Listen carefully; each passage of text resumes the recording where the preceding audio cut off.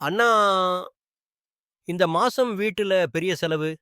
மனைவிக்கு திடீர்னு ஆபரேஷன். கையில் இருந்த பணம் காலியானது. ஒவ்வொரு மாசமும் இப்படித்தான் ஓடுது. ரொம்ப சோர்வா இருக்கு. அன்பு, நீ மட்டும் இல்ல. பல பேரின் வாழ்க்கை இப்போ இப்படித்தான். ஆனா ஒரு உண்மைய சொல்றேன். இப்போ உனக்கு சம்பாதிக்க சக்தி இருக்கு.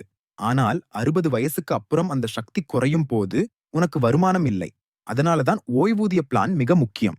ஆனா அண்ணா, அதைப் பத்தி இப்பவே யோசிக்க வேண்டிய அவசியமா? கண்டிப்பா. நமக்கு சக்தி இருக்கும்போது பிளான் போடணும். அப்புறம் நேரம் வரும்போது பிளான் நம்மள காப்பாத்தும். இதுதான் அனைவரும் செய்யும் முதல் தவறு. தாமதம். சரி அண்ணா, நாங்க என்ன தவறுகள் பண்றோம்? 3 பெரிய தவறுகள். 1. பணவீக்கம். இன்றைய 15,000 வாடகை 20 வருடத்தில் 40,000 ஆகிடும். 2. மருத்துவச் செலவு. இன்றைய 50,000 ஆபரேஷன் நாளைக்கு 5,00,000 முதல் 10,00,000 ஆகும். 3. பசங்க பாத்துக்குவாங்க என்ற நம்பிக்கை. அது அபாயம். அவர்களுக்கும் பொறுப்புகள் இருக்கும். ஹும், சரி. ஆனா ஏர்லியா ஸ்டார்ட் பண்ணினா உண்மையிலேயே பெரிய பயனா? அதுதான் கம்பவுண்டிங். 30 வயசுல மாசம் 3,000 போட்றவங்க 60 வயசுல 67,00,000 வரை கார்பஸ் கிடைக்கும்.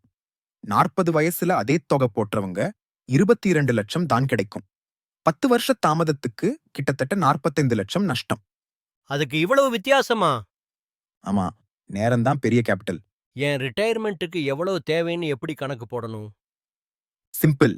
இன்றைய 25,000 மந்த்லி எக்ஸ்பென்ஸ் 20 வருடத்தில் 80,000 ஆகும். ரிட்டயர்மென்ட்டுக்கு குறைந்தது 25 வருடம் பிளானிங் தேவை. அதற்கு கிட்டத்தட்ட 2 கோடி தேவைப்படும். அது ரொம்ப பெரிய அமௌண்ட் போல இருக்கு அண்ணா. அதனால்தான் இன்னைக்கு முதல் சின்ன சேமிப்பு தொடங்கணும்.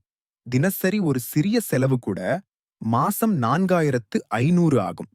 அதை ஓய்வூதிய திட்டத்துல போட்றீங்கன்னா 20 வருஷத்துல 34,00,000 ஆகும். சின்னதா தோன்றும் சேமிப்பு ஃபியூச்சர்ல பெரிய மாற்றமா? உறுதியாக நீ இன்றே எடுக்கிற ஒரு சின்ன முடிவு நாளைக்கு உன்னை காப்பாற்றும் பெரிய பாதுகாப்பு. அண்ணா, எனக்கு பிளான் பண்ணிக்கணும்னு நிச்சயமாயிடுச்சு. அதுக்குத்தான் நாங்க இருக்கோம். வேணுஸ் ஒன் ஸ்டாப் சொல்யூஷன்ஸ். உனக்கு ஏற்ற ஓய்வூதிய திட்டத்தை தெளிவாக சொல்லி உன் எதிர்காலத்தை பாதுகாக்க நாங்க உன்னோட இருக்கோம்.